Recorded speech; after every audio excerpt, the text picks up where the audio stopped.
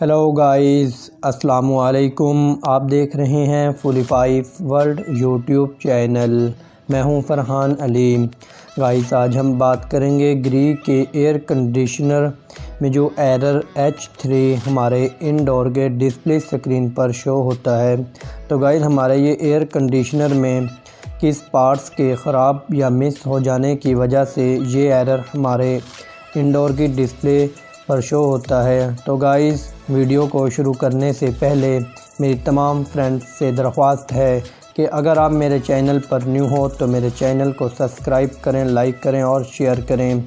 और फ्रेंड्स, साथ में बेल आइकन की घंटी को भी प्रेस कर दें ताकि मेरी हर न्यू आने वाली वीडियो का नोटिफिकेशन बर वक्त आप तक पहुंच सके। तो गाइस, बिना टाइम वेस्ट किए हम अपनी वीडियो को आगे बढ़ाते हैं। हाँ, तो गाइस, जो हमारे ग्री के एयर कंडीशनर में H3 का एरर हमारे डिस्प्ले पर शो होता है। गाइस, इस एरर की हमारे डिस्प्ले पर शो होने की 4 वजूहात हैं।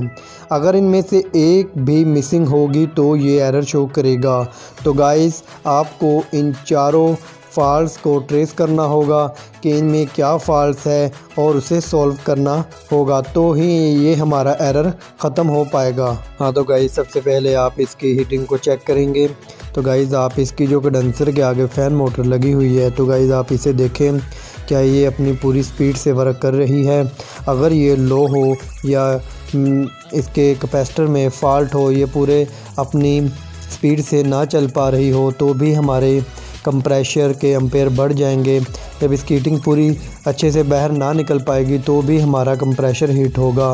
तो गाइस, आप इन्हीं को भी चेक करें अच्छे से और इसे सॉल्व करें। तो गाइस, हमारा ये एरर आना बंद हो जाएगा। तो गाइस, नंबर 2 पर कंप्रेसर के ऊपर जो वायरिंग लगी होती है, आप उसे भी अच्छे से चेक करें। अगर उसमें फ़ॉल्ट हो जाए या कोई तार वगैरह लूज़ हो या वो ब्रेक हो जाए तो भी ये एरर शो करेगा। तो गाइस, आप इसे अच्छे से चेक करें और रिपेयर करें। हाँ, तो फ्रेंड्स, नंबर 3 पर हमारे ग्री के DC इन्वर्टर AC में गैस ओवर हो जाने की वजह से भी ये एरर शो होगा। तो गाइस, आप इसकी गैस को चेक करें, अगर ओवर हो तो उसे कम करें। तो गाइस, अपना ये एरर ख़त्म हो जाएगा और अपना AC यूनिट अच्छे से वर्क करने लगेगा। हाँ, तो फ्रेंड्स, नंबर 4 पर आ जाता है कैपेसिटर। अगर हमारा कैपेसिटर रोटरी को पूरी पावर ना दे सके, हमारा कैपेसिटर ख़राब हो जाए, तो गाइस उस सूरत में भी ये एरर शो करेगा। तो गाइस, आप इसे कैपेसिटर को अच्छे से चेक करें। अगर ये ख़राब है तो न्यू कैपेसिटर लगा दें, तो इस सूरत में ये एरर ख़त्म हो जाएगा।